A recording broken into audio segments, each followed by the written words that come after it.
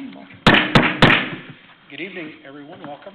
We will call our meeting to order. And Teresa, if you would please start us off with a roll call. Sure. Alderman Coleman. Here. Alderman Headley. Here. Alderman Stratton. Here. Alderman Totten. Here. Alderman West. Here. We have a quorum. Very good.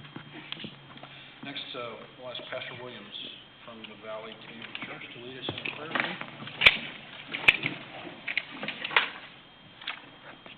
Let's pray. Father, we thank you, God, for the opportunity to be here tonight. God, we just pray your blessing on everything that goes on.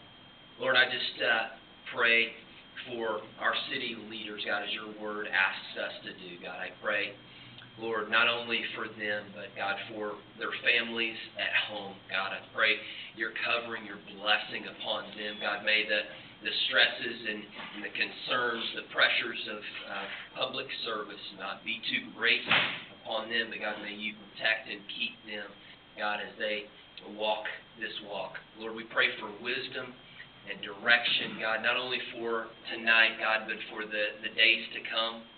God, as we look to lead this community in the direction, God, that you would want us to go. God, I pray that in everything that is done, that it would bring glory and honor to you. God, we thank you and we give you praise for it tonight. In Jesus' name, amen. And next, we'll ask Alderman Coleman to lead us in a pledge. I pledge allegiance to the flag of the United States of America and to the republic for which it stands, one nation, under God, indivisible, with liberty and justice for all.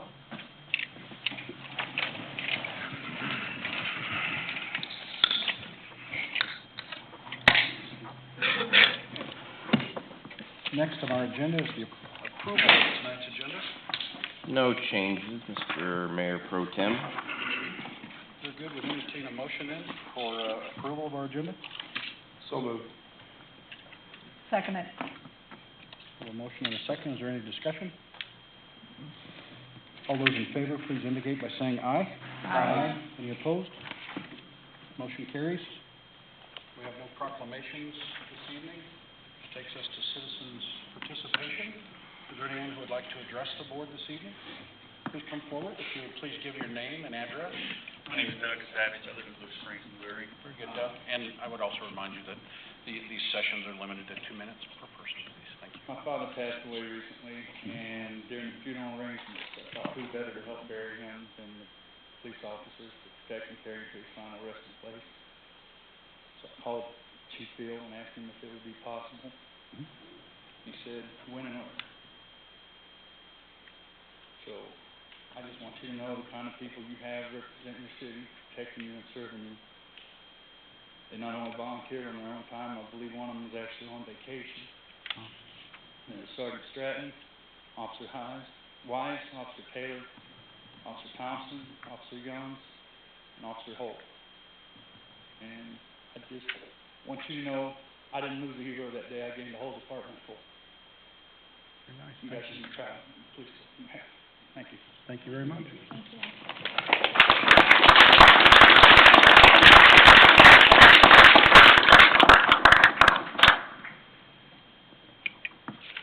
Appreciate those positive comments.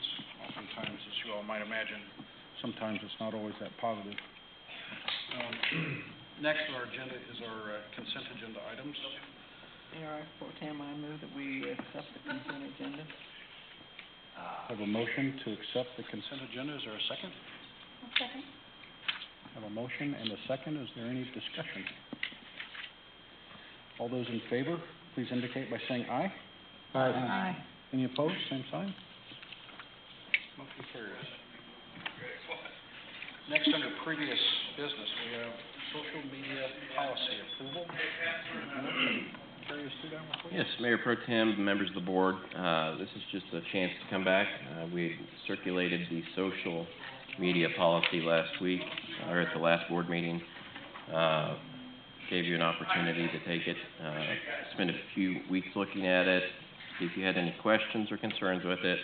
It does include the elected body, which is just kind of why we wanted your blessing before we passed the policy administratively. So if everybody was comfortable with with the policy. Didn't have any questions or concerns.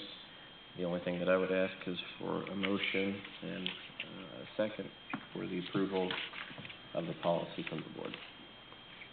Is there any discussion or any questions anybody has about the policy?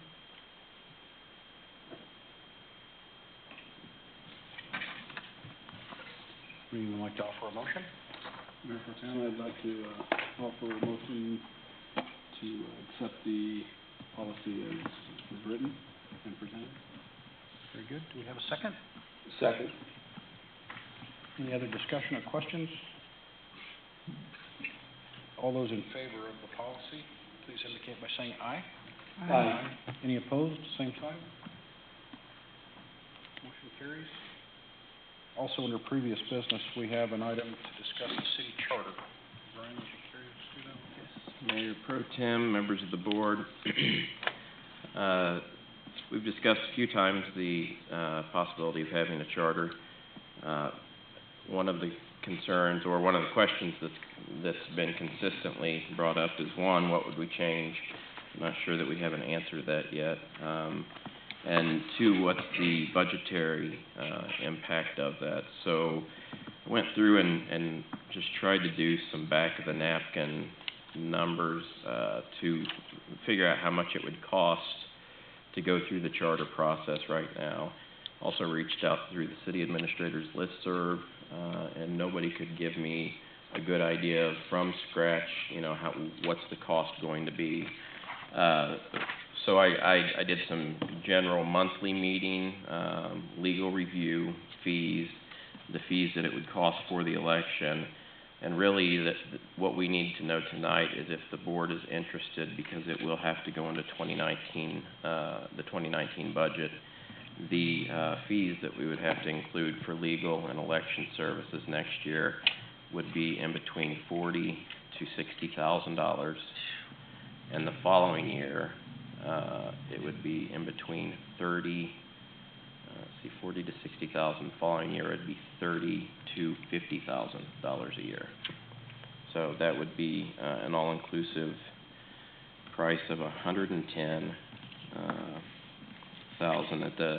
so that's the top end of my estimate. One thing that Matt and I were talking about earlier, and I'll let him comment on it, is depending on which direction you go with the charter, issues that come up, you can quickly double the cost of your charter. So I'll kind of let you give the...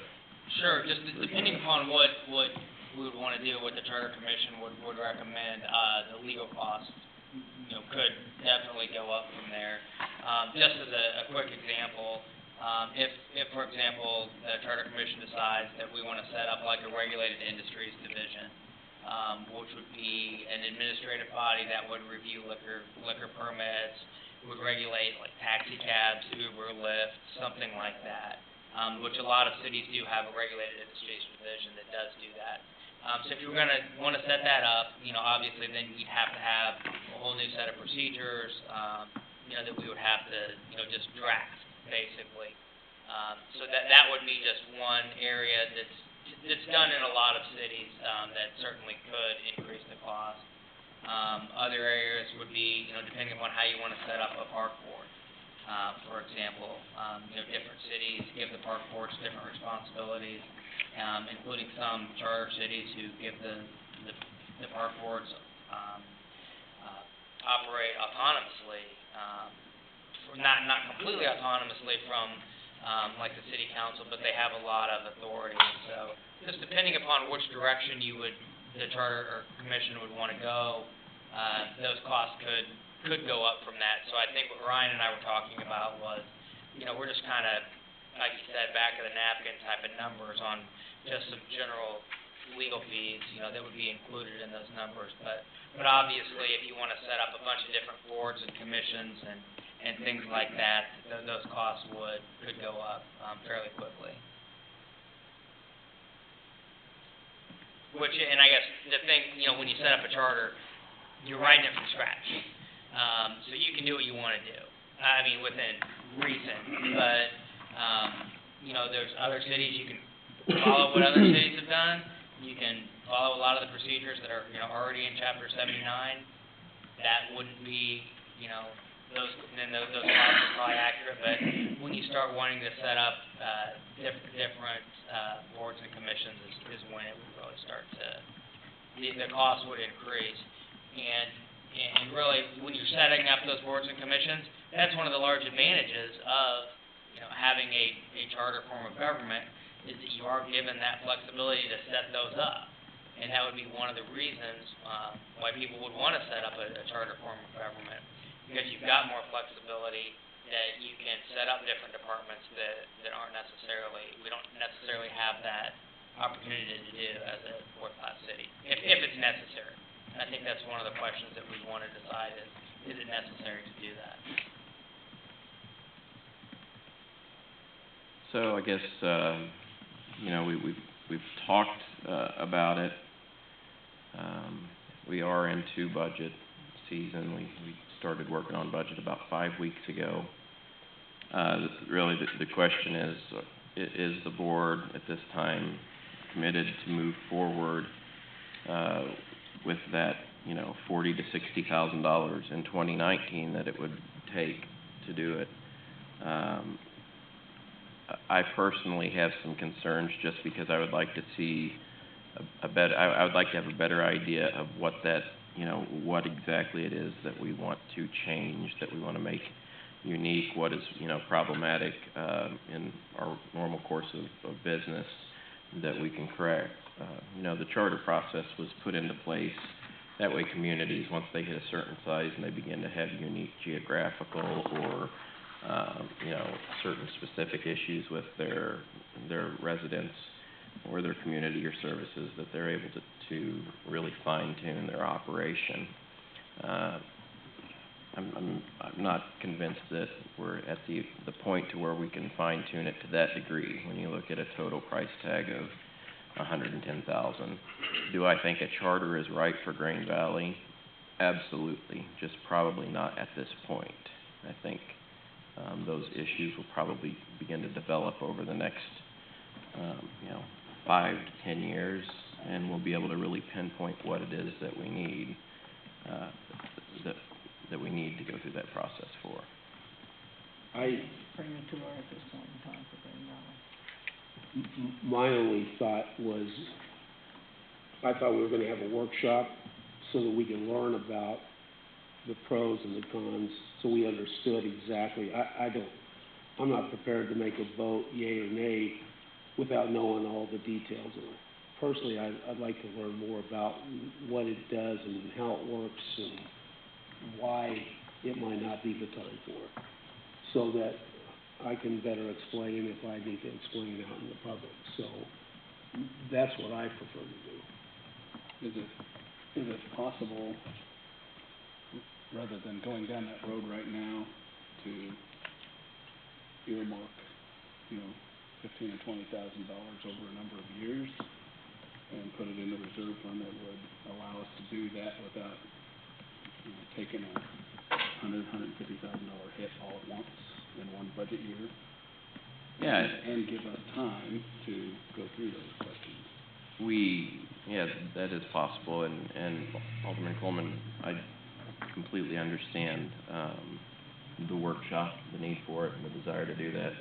I will say Mayor Todd was the one that put this on the agenda just because he wanted, after I researched and told him what we thought, the minimum numbers were going to be, he wanted me to go ahead and let the board know, okay, this is what we're looking at. Do you guys even have a desire or a flavor to continue with scheduling a workshop and having that, or is this dollar amount grossly out of the range that you would consider for the 2019 Well, I budget? see, not knowing what the advantages of having it, maybe it is the number. Maybe the number makes sense if the advantages are there. But not knowing, I'm not ready to make that decision. I want to know more about what the pros and cons are. So. And I'm in agreement with that. Absolutely. Workshop? Yes, absolutely. We'll advise Mayor Todd that he needs to call a workshop.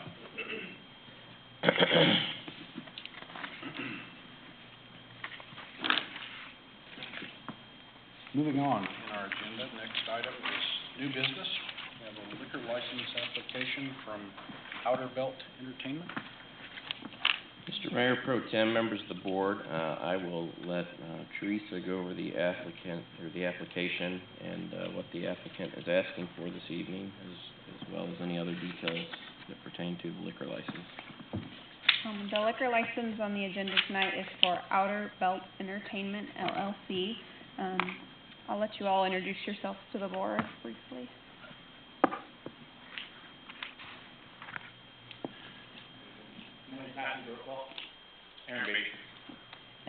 And they are applying for a Class F, which is a retail on off-premise intoxicating liquor, a Class H, restaurant bar on off-premises, a Class I, which is the Sunday license, and the Class M, convention trade area, which is otherwise known as the 3 a.m. license. We have received their application. Currently, it's just pending a couple things. So one is proof that they've registered for sales tax, which I believe they have completed, and just need to get the paperwork in my hands. The other would be, kind of goes hand in hand, so we're waiting on their occupational license to be approved, and that will be dependent still on receiving proof of insurance, which will be obtained when the sale of the property is a done deal and completed. So at this time, we have most things in our hands. Chief Beal has reviewed the packet and done his background checks that he needs to, and has signed off from that end. So we are presenting it to you tonight for first read consideration. Is this Whiskey Tango? Yes, so we'll be at that site. I have a tendency to pop in. I don't drink, but I just check on you. So if you see a crazy old lady, checking on you.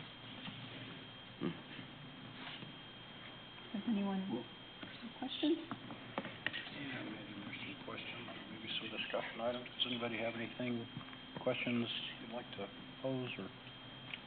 Is it implied, because we're going from one owner to another, that we have to grant the 3 a.m. license?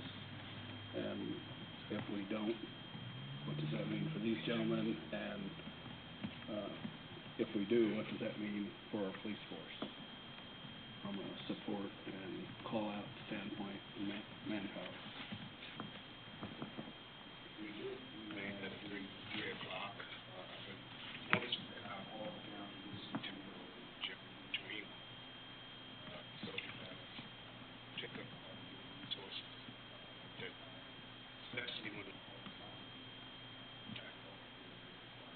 a bit more time investigation.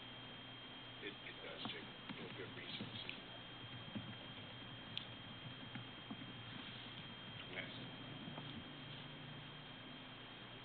Are you guys going to have the car there in case someone's intoxicated and needs a ride home? Yeah. Okay. I was impressed when I saw that going on, and I know that they check ID real good. At least they did. So you're not going to be on the door to catch me, are you? Okay. No, I do it too. The other one too, and I'll tell you what, I was totally impressed with some of what I saw. To answer your first question, Alderman Headley, that's the reason that they're coming before the board at this point, is to find out if the board will grant it. It is not transferable with ownership, so when they purchase the property, they would be just like anyone else coming in to request the license.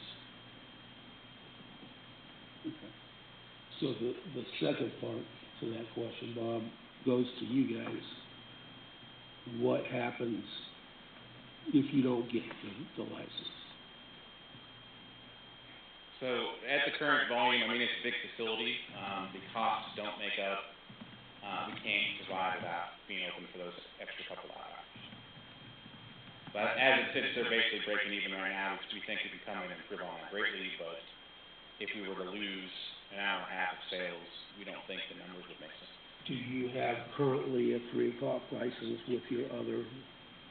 Yes. We are very familiar with the unique kind of challenges that happen after it's removed. So what kind of practice do you have in place that can help to reduce those issues?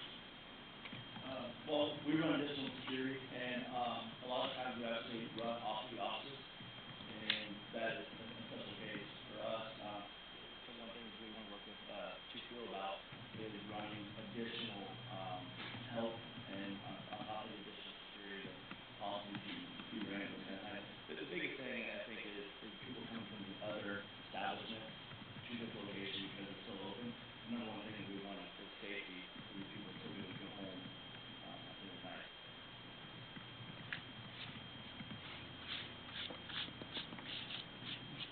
I have a question. Teresa, you mentioned that part of their license approval was for on-off premises. What does that mean? So do you happen to have the definitions with you, Andy?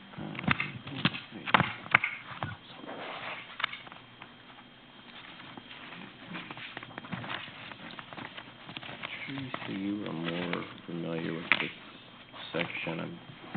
Is it in the packet that you provided me earlier? If not, I can pull it up quickly. I bet you I can beat you to it. Good question.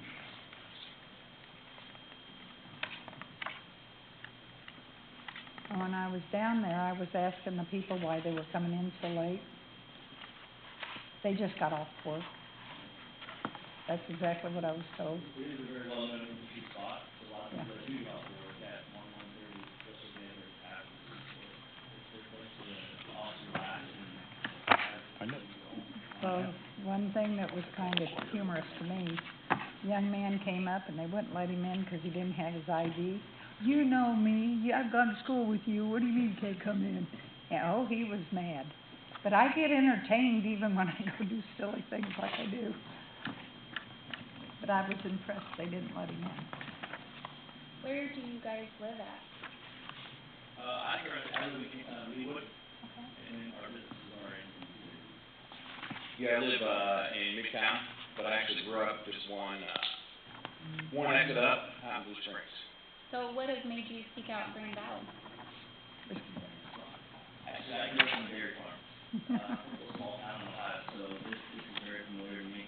I'm to our art, and I always love country music, so this opportunity came about, and I think that the revive country concerts and feel safe with this place and give a little life, I think is pretty motivating to me. And we think we're well positioned to take it over. The place we have right now does over twice the revenue that Whiskey Tango has, so we're very accustomed to high volume, kind of late night bars. There's a specific set of challenges that come with according to being open till 3 a.m. So we've got that worked out. We've got the security system worked out.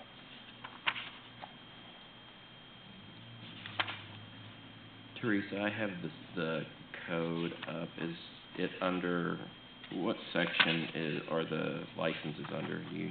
600. Yeah, I'm there. 080, Defines it. 050. I'm trying to, of course, it has the definition for on-premise. It does not define off-premise, so I'm just going to the license Okay. classification. So Class F is for A, the sale of intoxicating liquor by drink for consumption on the premises. B, sale of intoxicating liquor in the original package for consumption off the premises. So that would be like at a liquor store or something where you could buy it, take it away. So like at the Mexican restaurants here in town, those would not have that type of license, just because for a point of comparison. Well, the restaurant bar does include on and off premises. Okay. And then it goes on C, sale of malt liquor by the drink for consumption on the premises. So there's no off for that. Sale of non-intoxicating beer for consumption off the premises, and sale of non-intoxicating beer by the drink for consumption on the premises. So there's kind of 5 different categories that fall under that. And for H, it looks like it would be the same. And I would just be allowing it on Sunday.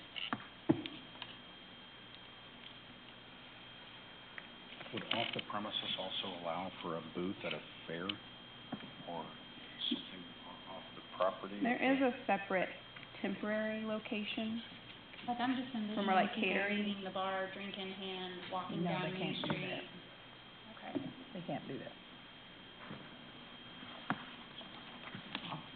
Yeah, we do have. And on the off premises, it's, you know, very specific, it has to be in the original package, so we can't like make a mixed drink with those. Okay. Well, I thought off would be like at fair days or something if they were, I think that would be the Class G, the temporary permit for sale by drink.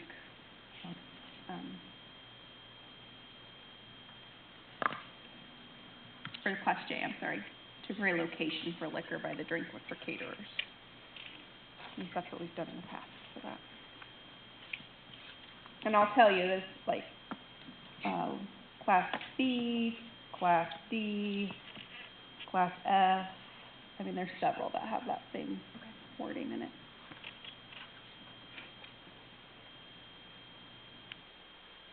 What's your track record as far as issues and,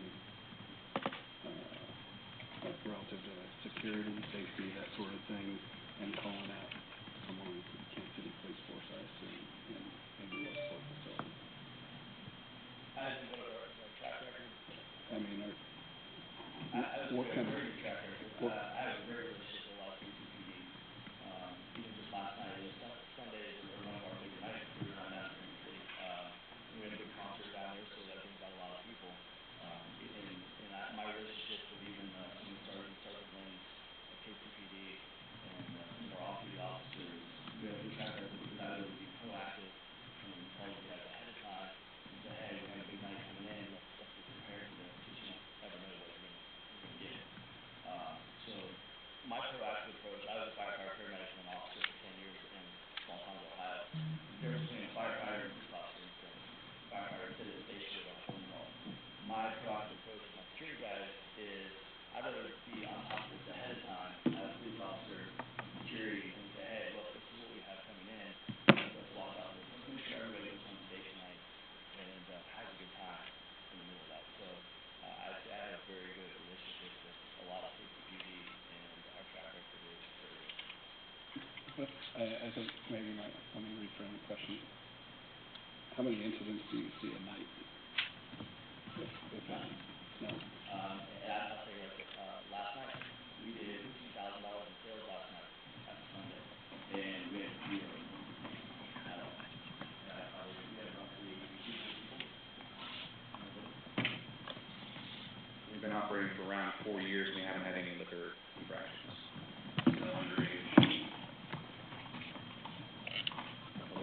I would say we're here for the slow down, not the fast nickel.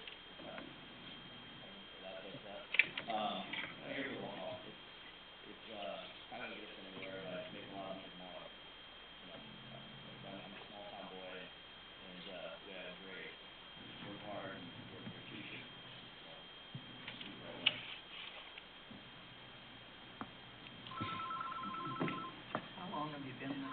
how long have you been in business, Jeff? 4 years. 18 years. No, I'm staying here. We're working on purchasing the building in the bar. Is your sale closed yet? Have you closed on your sale? Yeah. For myself, just a little apprehension. I went and visited with Chief about, the call volume between when bars normally close and 3 a.m. And for a visual, I'm not saying this is you guys or your bar, but everything highlighted is between 1 a.m. and 3 a.m. and 6 a.m. Clear down to 6 a.m. And that's just since January. Is that down here? Yes. What's that? Yes. Just to give you, you know, why I'm apprehensive about and asking so many questions, because when I look at this and see sexual assaults on there, we've had several recently, you know, and these likely aren't Green Valley residents. So are we just providing a playground for other cities people in other cities to come here and do things, or or is it beneficial? But when I look at that, that's why I'm hesitant. And again, I know that's not your bar, that's not you running that bar, I understand that, but. I think part of that might be due to the current ownership has been in poor health, so it's kinda, nobody's really running it right now, and we would be down there at least 5 days a week.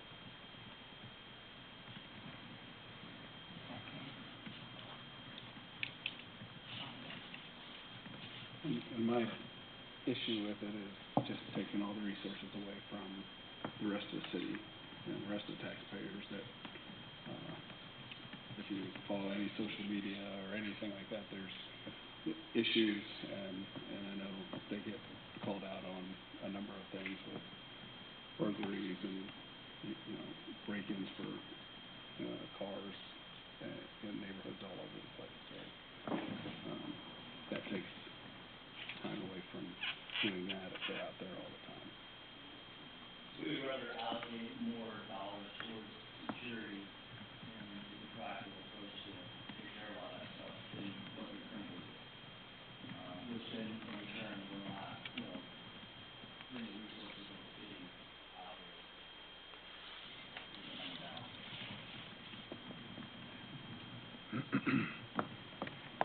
Hypothetical question for you guys. What would happen, in your opinion, with your business model if the initial license that was granted was a 130 license for, say, an interim period of about 6 months before the 3 AM license was granted? What would that look like to your business model? I would personally say that we would end up purchasing business. First and foremost, we are working with business, so we have to use what makes sense for the business and dollars. And at the current kind of revenue rate that's there, even with the 3 AM that's there, I mean, it's, without our improvements in there, it won't last much longer.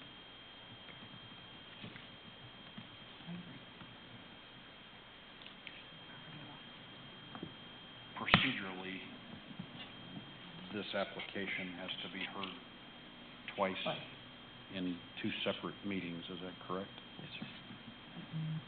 So if we wanted to possibly table this, to think about it for a short period of time and begin this 2-meeting sequence at the next meeting, what does that do for you all, timing-wise?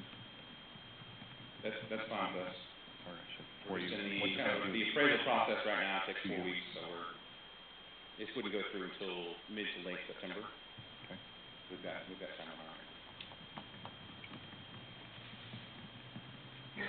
Would there be interest in someone making a motion, or would there be more interest in tabling this for a short time till our next meeting to consider it between now and then to act on it later? I prefer myself to table it. I'm sorry, guys, I was, looking at the agenda on something. Did you share with the board the other 2 businesses that you operate?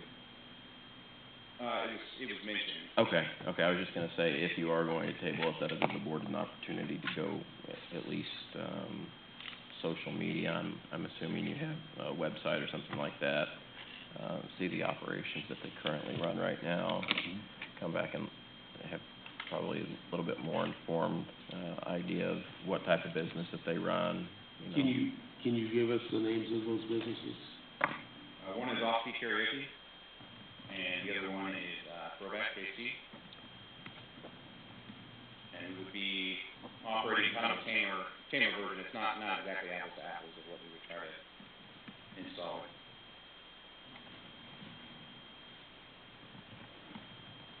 And what would your plans for this be, as far as the theme of the bar, the type? We'd like to continue the country bar, we'd like to do a little bit more concerts. I think they've only done 1 concert this year, and we're really asking for changing. So, again, we'd like to focus on doing some nice concert series throughout the summer, which would increase revenue coming in.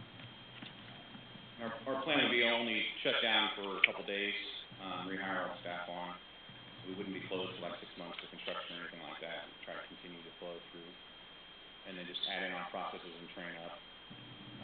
We plan on putting in already POS systems, to capture all the sales and train up the staff to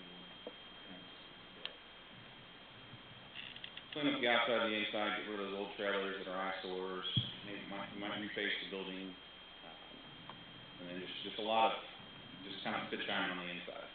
Taking out old carpets, redoing bars, making the whole place still warm.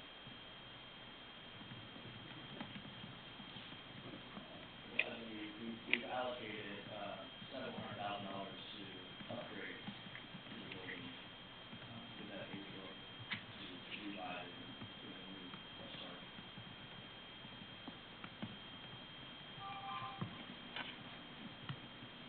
Okay. All right. I'd second Jeff's motion. So we'll interpret Jeff's comment as a motion to table this until the next meeting. Yes. Yes, please. Okay. With a second by Bob. Are there any other questions or any other discussions for this? If not, all in favor, please indicate by saying aye. Aye. Any opposed? All right, so the motion carried is that we will table this until our next meeting, and then we'll do a little thought and research, and hate to ask you guys to have to come back here an extra time, but appreciate your patience with us while we work through this. Thank you. Thanks for answering all the questions. All right.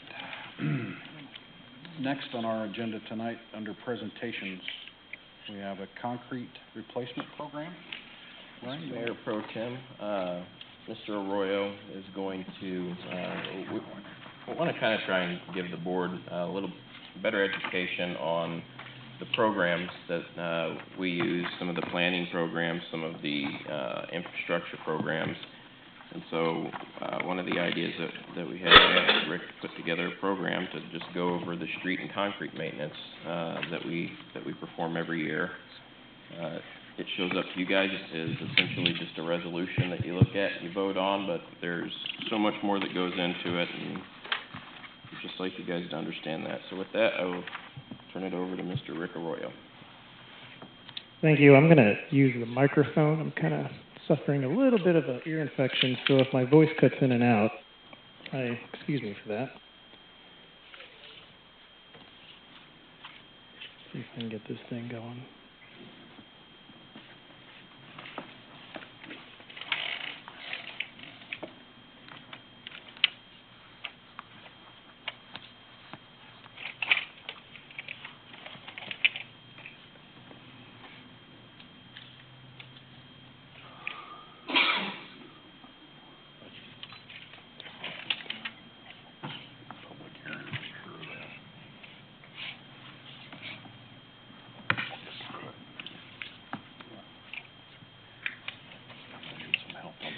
So we typically get pretty much every year, a lot of people do ask questions about how do we pick the roads that we choose to overlay, and how the concrete curbs and how the sidewalks and everything play into that. And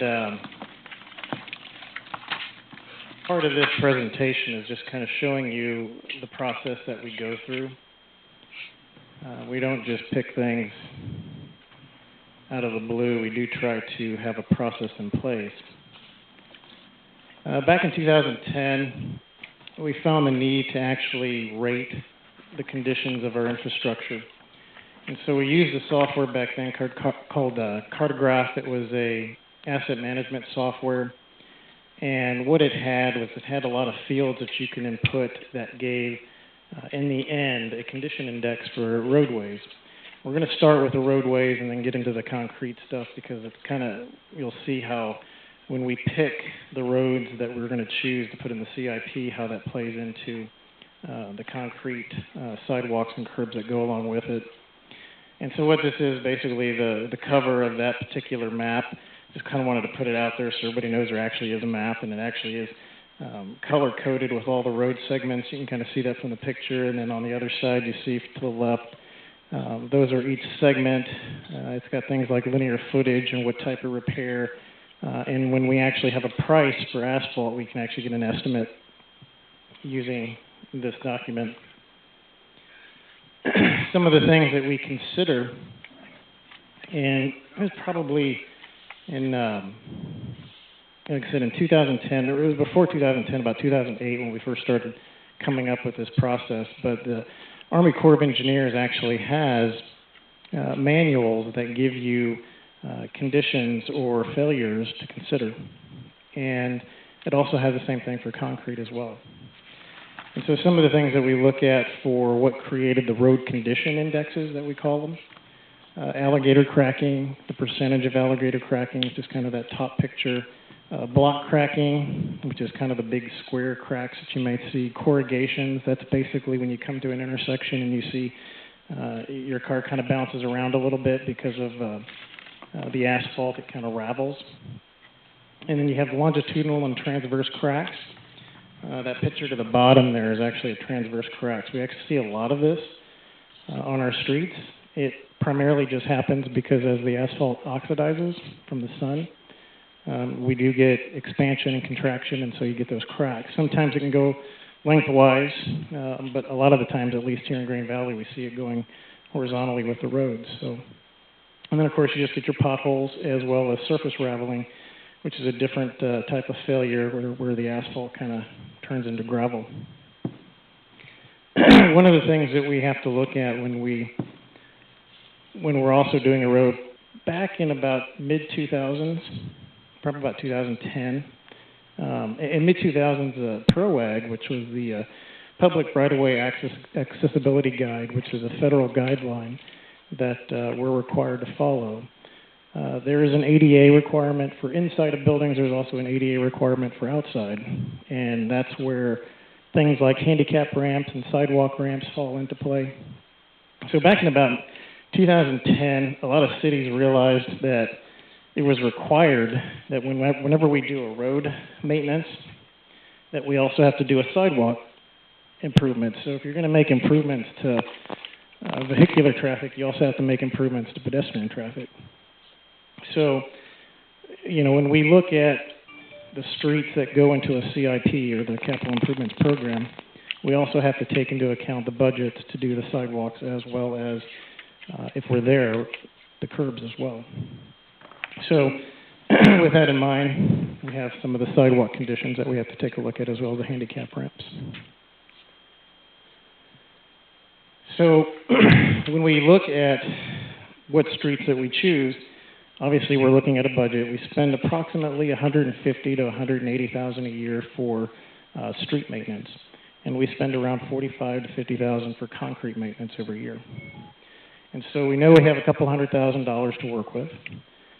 And when we look at these street index conditions, we kind of go from that point and we figure, all right, you know, what are the worst conditions? In other words, what's the lowest index rating? And we then pick those road segments. And so we try to group them together. It's always better to try to keep them all in the same neighborhood as best as possible. And sometimes it doesn't always work out that way. Sometimes we'll do a street on the north side of town, south side of town, some in the middle. But there's a lot of things that play into that. Just, you know, the cost. I mean, we have to look at not just the street, but we're also having to look at the concrete aspect as well. And just for, you know, the contractor's sake, we want to keep them kind of in the same area. And at the same time, it's always a battle because we want to make sure that we have equitable repairs in all parts of the city. So, you know, you don't just see one part of the city always getting maintenance. And so it is a bit of a struggle, but this is where we come through and we pick those streets and we submit those in the Capital Improvements Program. The Capital Improvements Program goes to the Planning and Zoning Commission as well as this board for approval. And so that kind of sets the stage for what streets we're going to do in any given year. That program, it actually follows a 5-year progression, so we know over the next 5 years what street segments we're going to look at doing. And then with that, we have to know that we're also going to be doing the sidewalks and the handicap ramps, as well as the curbs in those particular areas. And so that's just kind of a list of some of the things that we have to consider when we choose those streets for the CIP. So some of the repairs that we do is we have crack sealing, which is that picture up to the top left, and then we do deep patch repairs. Deep patch repairs are the repairs that actually go below when you have a sub base, you have dirt typically, and then you have your base asphalt, which is 7 to 8 inches of base asphalt, and you have a 2-inch asphalt surface, and that's the smoother asphalt surface that people drive on. So deep patching basically goes all the way to the bottom when you have issues that a pothole keeps popping up, and so in some cases it may need a deep patch, and sometimes we'll do this before we do any of the overlay work. The mill and overlay, that's actually the Nybar traffic circle there. We did that, I think, back in 2016. And that's when the surface gets milled off, and then we end up putting a new cap on it, so it's actually a new asphalt surface. And again, if the conditions are such, we'll do crack sealing, which is basically just, cracks are typical, just like in anything else. It doesn't mean it's actually failed. It just means that we want to make sure that we seal those cracks for water penetration, making sure we don't get any excess water down into the subbase. And then we may have to do some deep patching if we continuously have problems in a particular area. So that kind of leads us back into now our sidewalk. So we do have a similar process for sidewalks.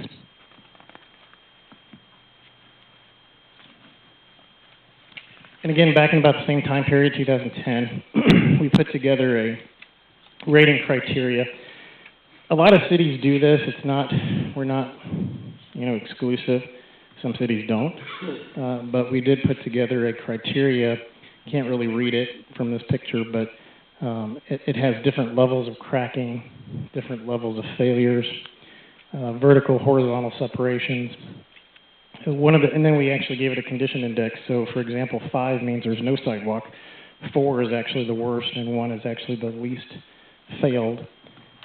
One of the things that are really critical that we have to look at now for the PROAG requirements is vertical separations. Anything more than 1/4 inch is considered a trip hazard, and so we do have to repair that. And again, if the road's going to get redone, we have to look at the entire sidewalk along that entire segment. So it's not just the handicap ramp; it's the entire sidewalk. And with that, we have kind of a map. That map was done where it shows kind of the categories of failures. Kind of hard to see, but it shows. We do have a lot of some of the older areas are south of town in the farms, and so those are all kind of built around the same time frame. So we see kind of the same failures. And with this, we also have certain conditions to consider.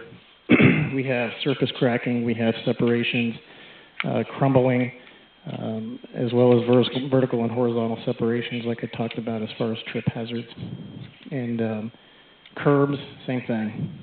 We have a lot of curbs in town that were all kind of put in around the same time.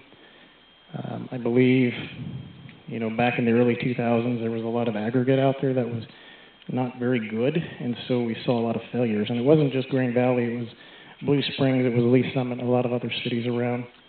And so we're all kind of trying to play catch up with some of that stuff. And so for selection, obviously, again, we kind of look at, now, we obviously have a condition index, and what is the actual streets that we're going to be working on, and does that coincide well with the sidewalks that we have to repair, as well as the curbs. And so we do look at the sidewalk condition rating. We also look at the geographical location. And one of the big things that we do here is we do a lot of our repairs in-house. So in years past, we did used to contract out, but it was very expensive. I could have mentioned that we spend around $45,000 to $50,000 on concrete work that doesn't go very far with a contract, paying prevailing wage. So Back in about 2012, 2014, we started training our crews to learn to do the concrete themselves. And they do a very good job, and they do the curbs as well. And so that does save us a lot of money. But at the same time, you can only do so much in any given time. You know, our crews are also, they're also dealing with storm lines, sewer lines, water lines, as well as other repairs and maintenance operations that they have to be responsible for. So again, we have to take a look at where our budgets are at and what our guys can do and what we may have to contract out.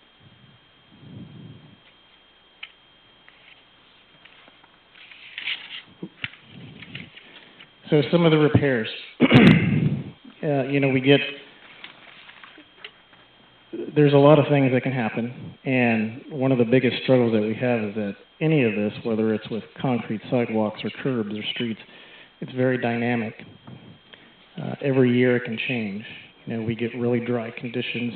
You're going to start seeing heaving with the concrete, and you're going to start seeing problems with your roadways as well as driveways.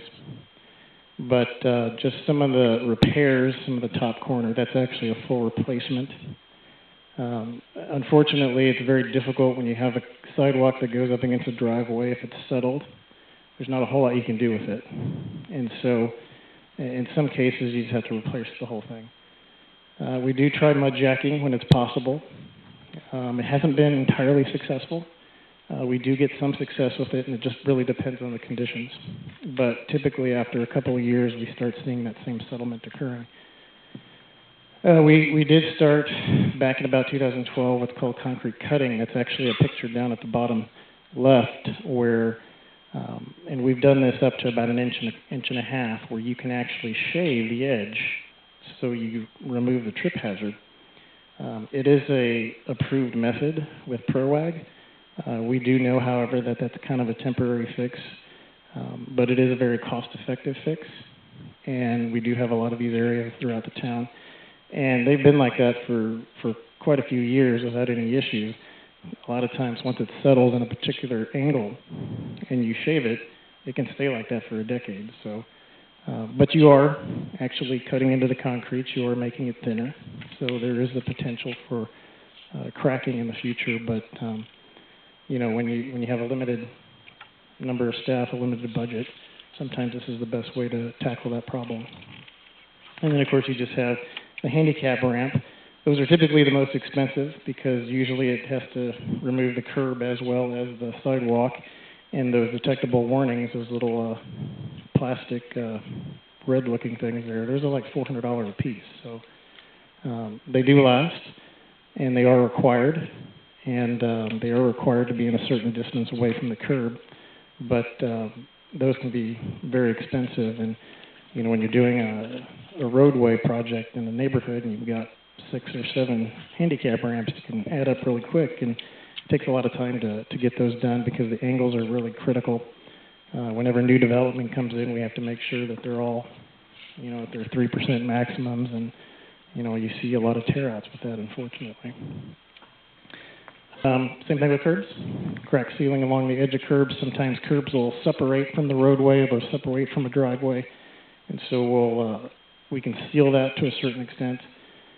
Patching, this has always been kind of a lot of people don't like it, but in many cases when you get a curb that's not horrible, sometimes the best and quickest way is to patch it. Now we know it's not a permanent fix, but when, again, you've got other sections of the city that you're trying to repair, that may be the only thing that we have available at the time. And then again, you have remove and replace, which can be pretty expensive. So kind of with that, you know, what are some of the refinements that we want to look at? Well, you know, I mentioned earlier that we do use Cartograph, or we had Cartograph software. We've actually switched our software. And so now we're using something called Facility Dude for our asset management software. So the big challenge for us, and again, like I talked about with everything being very dynamic, every year something can change, is making sure that as we move in the future that we can keep track of that and update those maps, update those conditions as they change. And unfortunately, sometimes the time it takes to update the entire city, by the time you get to the end, everything else has changed a couple of years later. So those are things that we're trying to mitigate. This is actually a curb replacement form. When we first started looking at curb replacements, we didn't actually initiate this type of form, but the goal moving forward, one of the reasons that we have facility do is that it can actually be mobile. So we can actually have tablets now out in the field. You can take pictures, and you can actually update the data wirelessly. So one of the things that we want to work on is making sure that we can update that as well as get it incorporated into our GIS so we can map the failure locations. And of course, obviously one of the biggest things is training staff to not only identify the failures, but to also make sure that they understand how to update it in the new system. So with that, it's just kind of going into our summary. We kind of talked about the road segment map and how we came up with that and how we look at that for the CIP. And then obviously we have the condition index for sidewalks as well as curb failure identifications with that. And we talked a little bit about the PROAG and how the PROAG has implications in terms of when you do a street, you also have to do the sidewalks for pedestrians as well. And, make sure that we identify and keep up with our information. So with that, do any of you have any questions? I have one, Rick. Sure. How often are we able to reassess and I'll say make all the various indices that you track? How often are they kept? Well, the last one that we did was 2014. Okay. So we're about 4 years behind. It can take a while. And the sidewalk one, for example, we're about halfway through. And that one, I was working on that about a year and a half ago. And so we got about halfway through it, and we still need to continue with that. It is really just about, personnel, and, one of the reasons why we asked for that engineering inspector position was because that was actually what that role really looked at. And so we were kind of missing that component, and so we haven't been able to keep up with it as well as we would like to. Again, we do still have, it is actually still good information.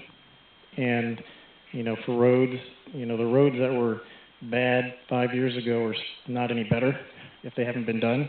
And so, it is still something to look at.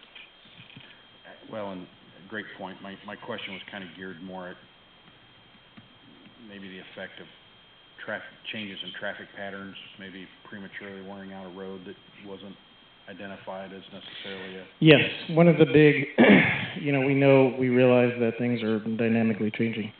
And so, we could look at the condition index, and that kind of gives us a start. But that obviously isn't going to be set in stone. Greystone is a good example of that. We have streets that were, and I'm not sure, I can remember when that subdivision was built, but it had sat there for a long time. I think it was like 2006 or 2005 that it was in place, and it wasn't really until recently, over the last couple of years, that we saw a lot of development. Well, over that time, streets actually wear out worse when people aren't driving on it. So, because you do get more oxidation, you do get more weeds that pop up through the asphalt, et cetera. And so we started seeing a lot of potholes being formed, and so that was a good example of a street that didn't necessarily have bad condition ratings, but got that way fairly quickly from new development. So we are cognitive of that, and we do try to, take that into consideration. Okay. A follow-up question to your comment about aggregate failures. In my line of work, we've adopted a quartz or granite aggregate requirement. I was curious if the city's done something similar.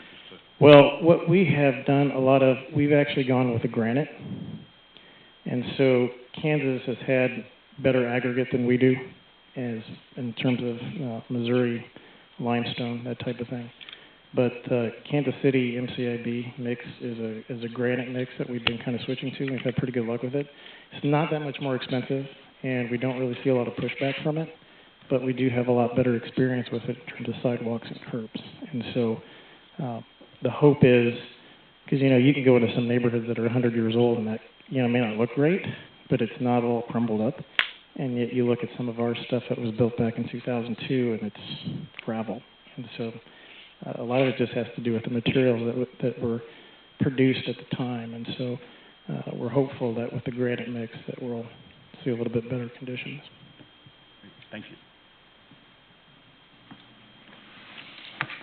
Any other questions for Rick? We'll move on. All right.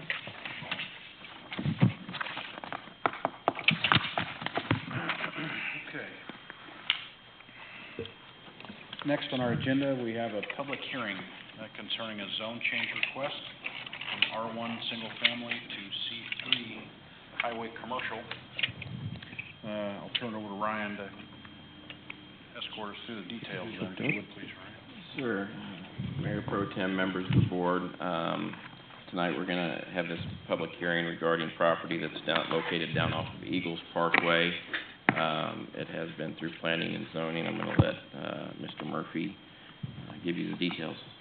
Mayor Pro Tem and board, what we're looking at tonight is approximately 4.1 acres and includes 8 parcels. Those parcels, 3 of them being what's used for Charlie's Roadhouse now. 2 are used as single-family dwellings, and then 3 are undeveloped. So it's kind of the 2 parcels you see in the middle and the one that's actually on Eagles Parkway. And some time ago, Mr. Reisinger approached staff with a proposal to develop the area into convenience storage. And we let him know that the current zoning wouldn't allow for that. Those lots are actually zoned R1, single family right now.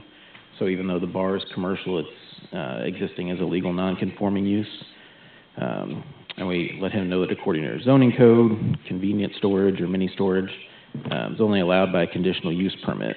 And with that, it can only be approved in a C3 or M1 zoning district. You know, we advised Mr. Reisinger if he wanted to go forward that there was, you know, it definitely wouldn't be supported as M1 light industrial in that area, that you know, if you wanted to go forward, the only option would really be to request the C3, which is a commercial zone district. Part of us telling him that when we did the future land use map with the comprehensive plan in 2014, those lots were all shown as being commercial at some point in the future. If you remember the future land use map, it's not a zoning map, but it's trying to look at, as the city grows, how we see or how we think certain land will be best developed, with that being commercial right there on Eagles Parkway. And so with that, the first step for any of that is to request a zone change. So you filled out the application to request zone change to C3. With that, obviously it's not, that's the first step, and then the next step is the conditional use process if it was approved. There's nothing that says you know, that it's a given that the conditional use permit is granted just based off zoning. So the request tonight really is simply the zoning side of it. So you'll be looking at, you know, whether or not you're okay with the C3 zoning designation.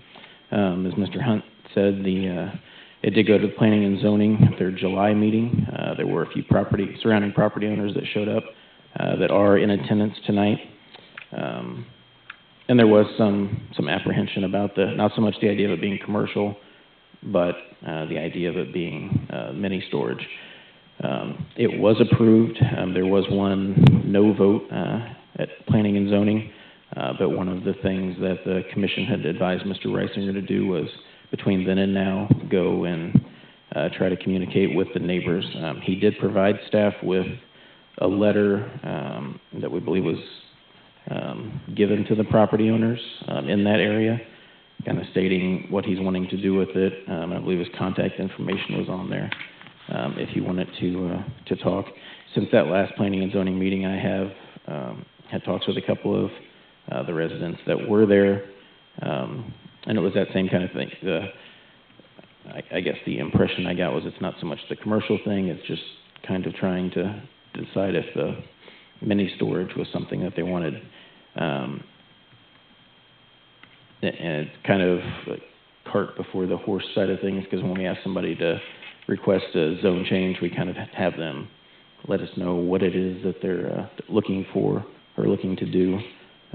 There is a kind of a preliminary site layout there, looking at basically a three-phase approach, with the third phase being the removal of Charlie's Roadhouse. Like I said, keep that in mind, but know that tonight really is just about the zoning change. And the applicant, Mr. Reisinger, is here with his engineer. Mr. Mayor, members of the board, does anybody have questions for staff? If not, Mayor Pro Tem, have you in the public hearing? As this is a public hearing, I'll open the hearing to the public for any comments. If anyone would like to come forward, we'll just ask that you please give us your name and address.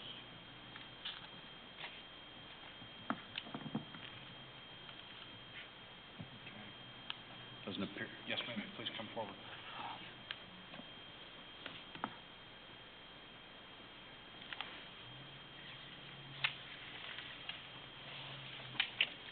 Good evening. My name is Laura Shannon, and I live at 126 Southwest Eagles Parkway. And we did meet with Mr. Reisinger this past Tuesday, but nothing really changed or anything as far as information, other than that the lighting, he said, would be sufficient, wouldn't be overbearing. The fencing, he said, would be anywhere from 6 to 8 feet, but I think we discussed in the meeting that it would be 8 feet. But I'd kind of like something a little bit more, totally definite. I've lived there a long time. I take care of my property. I'd like to know if it's a nice, safe environment as far as having storage units there. Now, don't we have 2 in Green Valley right now? For sure. Who has it? There's 3. 3. Okay. Can you tell me anything about them? What kind of problems or anything that you've had in the past? I don't know that I would probably be the best to answer that. Chief Beal, do you know? Speak to that. We just had some thefts, break-ins at the one on Broadway. Other than that, they're pretty safe, and they do believe that this last incident was from somebody that rents a unit. So we're investigating that right now. But they've been pretty safe and uneventful. Yes, ma'am. Is there anything else that anybody can offer? This was, like I say, this was totally new. I hadn't heard of it until the meeting, our first meeting we had in July. There was going to be storage units, so it was kind of a surprise. I wasn't expecting that. I thought it was going to be something they was going to offer that would be, maybe beneficial for everybody overall, that would be beneficial. So is there anything that anybody else can give us as landowners that we would appreciate and could understand? Well, I'll make a comment. Since this is just potentially for the rezoning of the property, can you share some of the information you shared with the planning and zoning relative to the conditional use permit and what kind of things the planning and zoning board and or the board of aldermen can enforce or ask to be done as part of that conditional use permit to alleviate any concerns? Yeah, so in kind of the initial plan that he's shown us, like I said, there was 8 total parcels. There are 2 that he's not looking at being part of the mini storage, and those are the 2 houses that are on Eagles Parkway right now. And to kind of give you an idea size-wise, each of those would be somewhere close to kind of like the Red Cross pharmacy type size lots that are just to the south there on Eagles Parkway. And this doesn't do anything for the current business. Charlie's Roadhouse is a legal non-conforming now. Under C3, bars still aren't an allowed use, so that's not something that would change. But like I said, tonight would be basically you deciding if you're okay with the C3 zoning, the commercial zoning. And then if that was the case, if that was a yes vote today and at the next meeting, then the applicant would apply for a conditional use permit. And some of the things that it calls out in the code that need to be addressed at that time would be screening, fencing, lighting, any number of items to kind of protect the neighborhoods around there. Some of the things that came up at the planning and zoning meeting were having limits on how long or how late at night you could actually access the property. Things like that can be conditions that are put in to protect the neighborhood that's around there. Does that answer your question, Alderman Headley? Yeah, perfect. Thank you.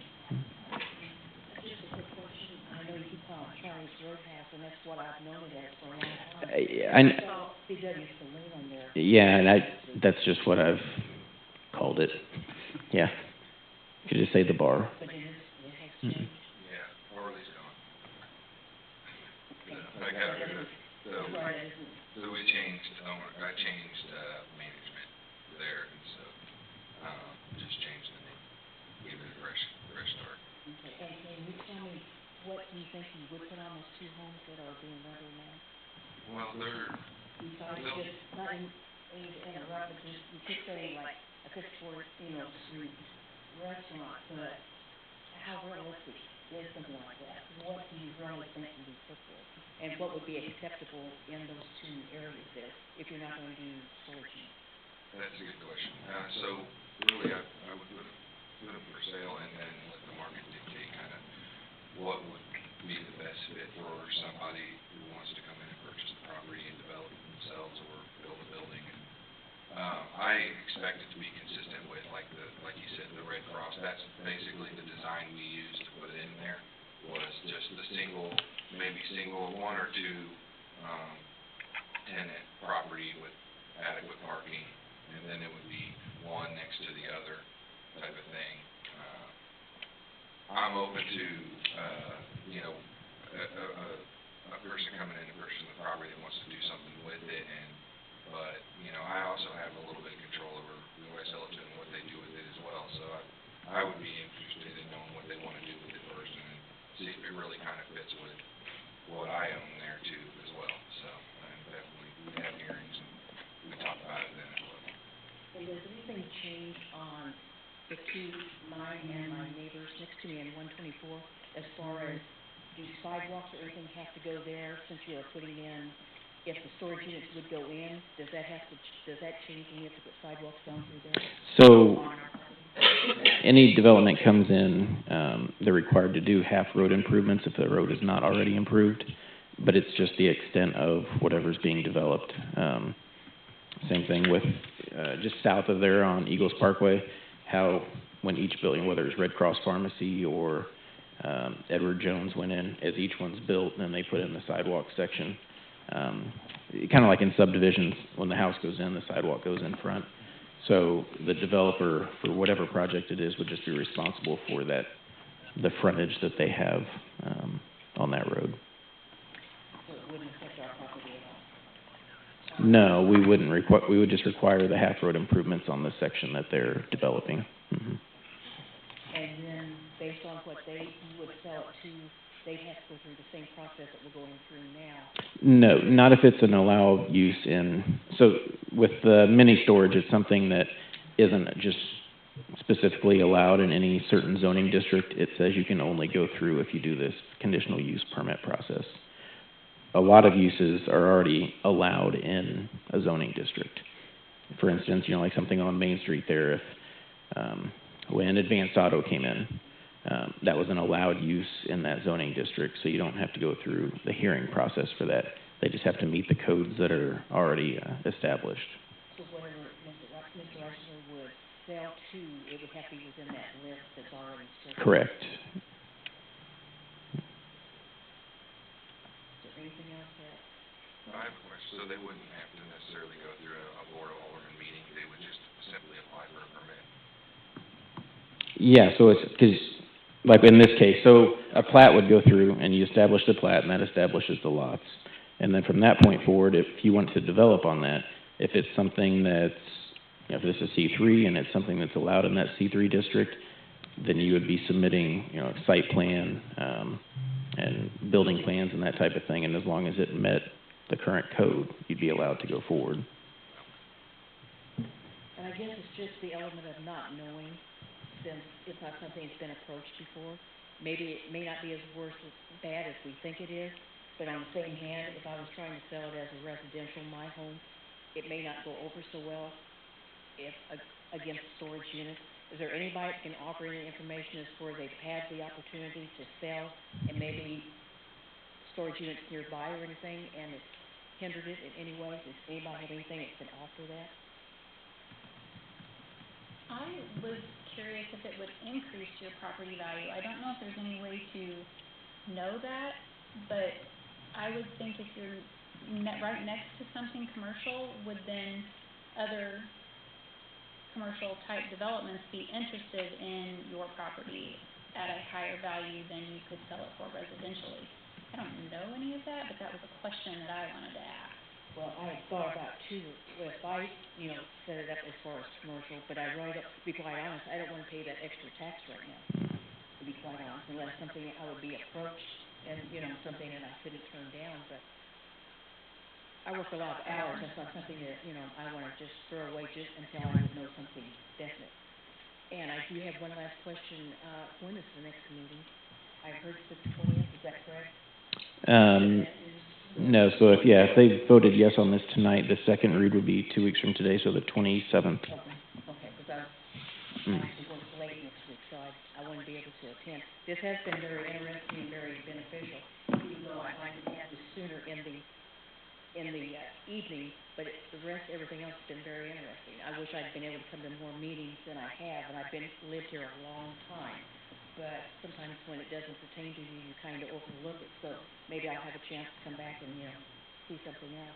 And I too want to say thank you to your police department, because about 2 years ago, if I can, just for a quick second, or I can talk to him later after. Sorry, go ahead. Okay, well, I had broke down here, right here at City Hall. I hit this new curbing out here because I wasn't used to the curb that came out, so it blew out my tire. I was over here and I was attempting to change it when Officer Carr, I don't know if she's still with me or not, but she came out of her office and she offered to help. I had all the nuts off except for the last one I was struggling, and she helped me get it off. So, yes, and I do work with a lot of campaign policemen in Kansas City, and I want to say, too, that you can't say enough for them.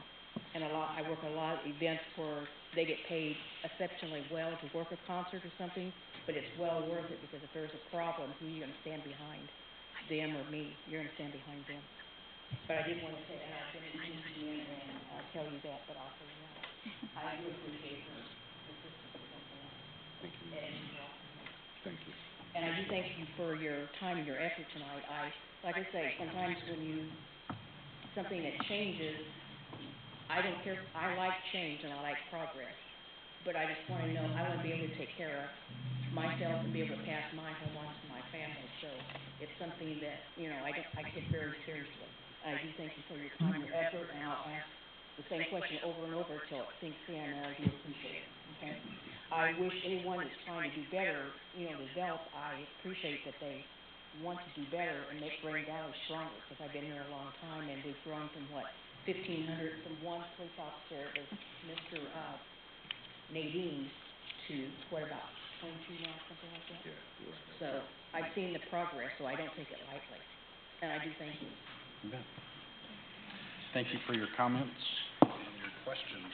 Is there anyone else with us this evening that would like to address the board or pose any questions to our subject matter experts who are with us?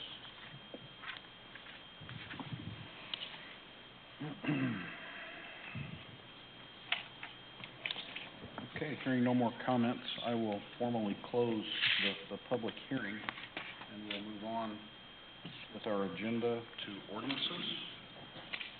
The second read of Bill B 18-12, an ordinance amending chapter 115, officers and employees, section 115.030, section 115.100, section 115.200 of the Code of Ordinances for the City of Grand Valley, Missouri, and this will become ordinance number 2439. I move that we accept bill number B 1812 and for its second reading and making it an ordinance number 2439. I have a motion by Alderman Totten. Do we have a second? Second. A second by Alderman Headley. Are there any questions or comments? Mr. Mayor, Pro Tem, members of the board, this is the residency requirements that we've been discussing, second read. As you will notice in your packet, we took the comments from the last meeting and included that into the new ordinance of Chapter 115. This will require city clerk or chief of police to live within 20 miles of the city hall, and all other appointed officers are not subject to residency requirements. The city administrator shall establish appropriate residence as outlined in the respective employment agreement, and that is the only changes that we made to it. Thank you, Brian. Any other questions or comments before we call for a vote? All those in favor, please indicate by saying aye. Aye. Any opposed? Same sign. Alderman West? Alderman Headley? Yes. Alderman Bannon? Yes. Alderman Coleman? Yes. Alderman Totten? Yes. Alderman Stratton? Yes. 6-0. This is Bill B 18-13, the first read, an ordinance amending chapter 220 fireworks, section 220.030, section 220.060, section 220.090 of the Code of Ordinances for the city of Grand Valley, Missouri. I move that we accept bill number B 18-13 for its first reading and bring it back for its second reading by title only. Thank you, Alderman Stratton. We have a motion from Alderman Stratton. Do we have a second? Second. Motion and a second from Alderman Totten. Any questions or comments? Brian? Mayor Pro Tem, members of the board, after we discussed the fireworks changes at the last board meeting, we went back and did some revisions. Teresa, can you give us an overview just quickly of the changes that you made to this section of the code? Yep, sorry, doing this from memory, I don't have it right here in front of me, but, we did put back in the ordinance the first Saturday of July. So fireworks will be allowed, do you have the time frame right there? Yes. 9 a.m. to 11 p.m. 9 a.m. to 11 p.m. on the first Saturday of July, the 3rd of July, the 4th of July, and if the 3rd or 4th falls on a Saturday, we will allow the 2nd as well. Very good from memory. She summed it up, Mr. Mayor Pro Tem. That is the changes that we made to this as directed by the board. Actually went back and studied video to finally get the days. So, as Teresa said, it's going to be allowed on the 3rd and the 4th and the first Saturday, unless the 3rd or 4th falls on a Saturday, in which we will allow people to shoot off fireworks on the 2nd from 9 a.m. to 11 p.m. Any questions or follow-up comments before we call for a vote? All right, all those in favor, please indicate by saying aye. Aye. Any opposed? Same sign. 6-0 first. The first read of Bill B 18-14, an ordinance changing the zoning for certain land in Grand Valley from R1 single family to C3 highway commercial. Mayor, I move we accept Bill 18-14 for its first reading and bring it back for its second reading by title only. We have a motion from Alderman Headley. Do we have a second? Second. From Alderman Totten. And this would be to formalize the information discussed in the public hearing just a few minutes ago. Yes, sir. All right. If there's any questions, Mr. Murphy can answer them. Hearing none, we'll call for a vote. All those in favor, please indicate by saying aye. Aye. Aye. Any opposed? 6-0.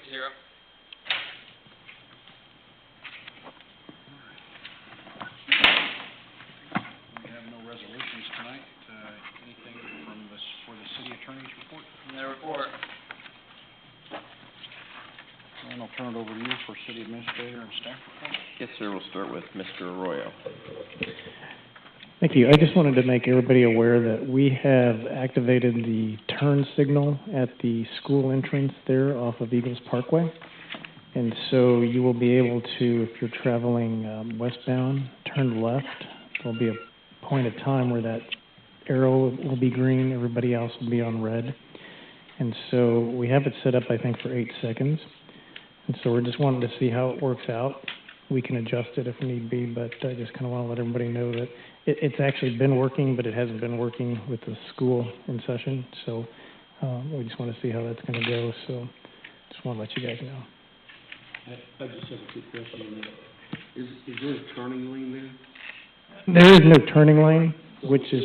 If someone isn't turning and they're in the front, it's not gonna do any good. Correct. Unfortunately, without the actual turning lane, you know, it could be somewhat problematic, but, you know, we think, because it's only going from 7 a.m. to 9 a.m., and so it's only a certain period of time. So the hope is during those periods where we have a lot of those turning movements, we can kind of alleviate some of those problems. But it's not a perfect system because there is no dedicated turn lane.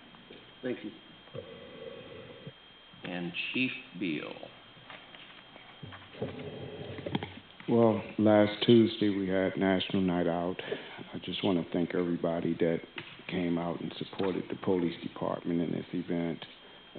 I have to admit I was pretty surprised at the turnout and the participation from the officers and the civilian employees on the police behalf. So I just want to thank everybody for all the support that we received. We sold out everything.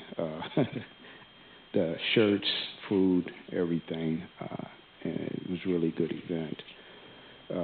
So we're preparing for next year to make it even bigger and enhance it even more, and hopefully we get the same turnout and support that we got this time. And then the second thing is, Mr. Coleman, just previously, you let me know an issue in Rosewood with traffic issues. We've allocated some guys up there to do enforcement on Duncan, because that's been not just by you, but we got a couple of calls on citizens. So we've been doing some enforcement on Duncan and in the Rosewood area as well to address that issue. Just wanted to let you know. The only thing I was going to add was just great job with National Night Out. I thank you and the rest of the police department and the board, probably you as well, got the email that I responded to from Captain Hedger. I was just flattered, I guess. I was blown away to see the participation, not just from the community, but from the officers. Everybody had smiles on their faces. They're having a good time. I mean, it was a national night out that I hadn't seen before. So, fantastic job to you and your people. Nothing else, Mr. Mayor Pro Tem. Okay, we'll move to Board of Alderman reports and comments. And we'll start off with Alderman Coleman. Just real quick, I know that we're not responsible for the dip in the hole in the road up there, but do you have any updates as to where MoDOT might be to fix that? I did contact them today, and I got a message back that a couple of people are going to look at whether or not the paperwork was ever finalized for it. You're talking about Jefferson?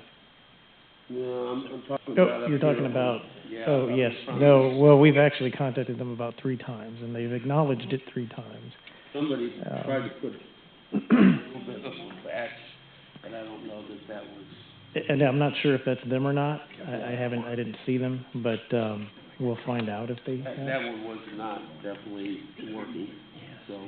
Yeah, no. Again, it's not us, but if we could just... Call for a motion. Yeah, we keep calling them. Yeah, I appreciate that. Thank you very much.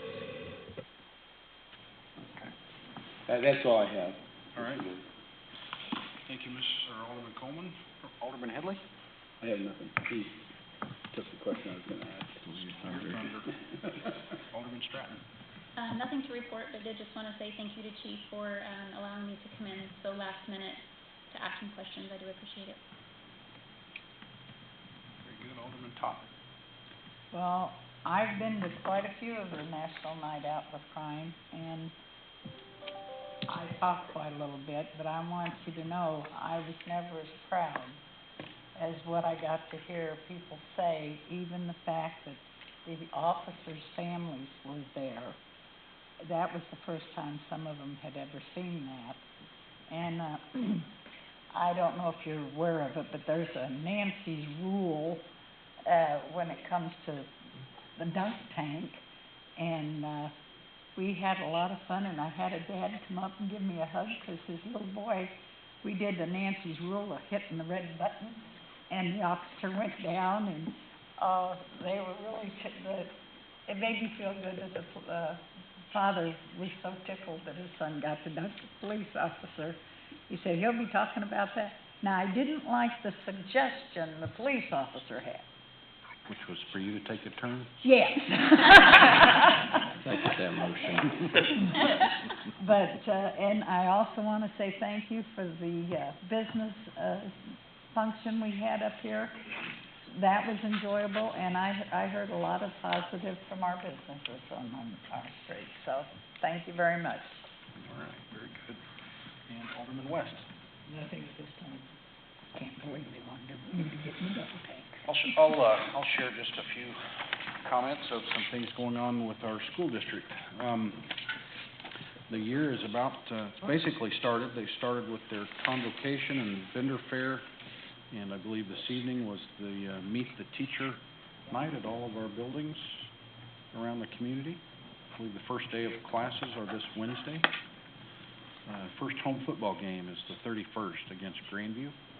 That'll be a new experience, I think, for many of our student athletes this year with the move into the suburban small conference. We'll be playing a lot of bigger schools, so I know the folks, the kids and coaches would appreciate folks coming out and supporting the team. A new thing that they're trying at the North Middle School this year is a therapy dog.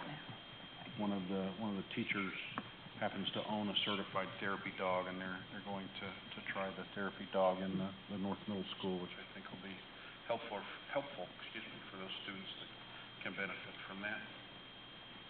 The district has adopted their top 15 annual priorities for the year, ranging from everything from technology advancements to academic goals to fiscal responsibility and things of that nature.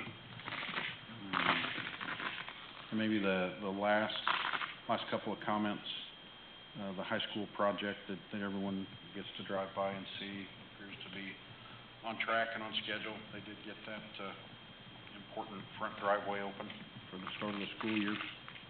And then maybe lastly, each year it seems that school districts are subject to more and more internal training and certification for all the staff throughout the district, certified and non-certified, from our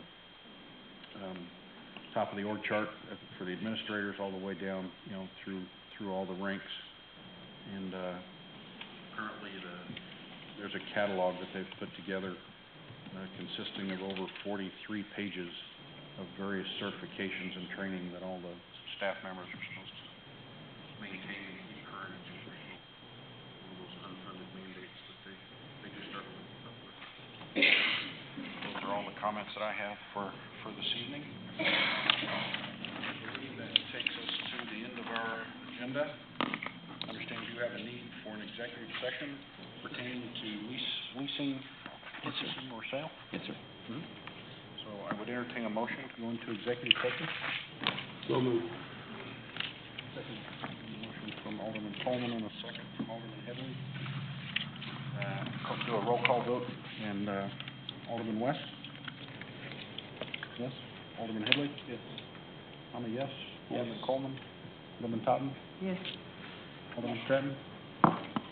We will adjourn our public portion of the meeting and go into the exec session. Thank you all for being here tonight.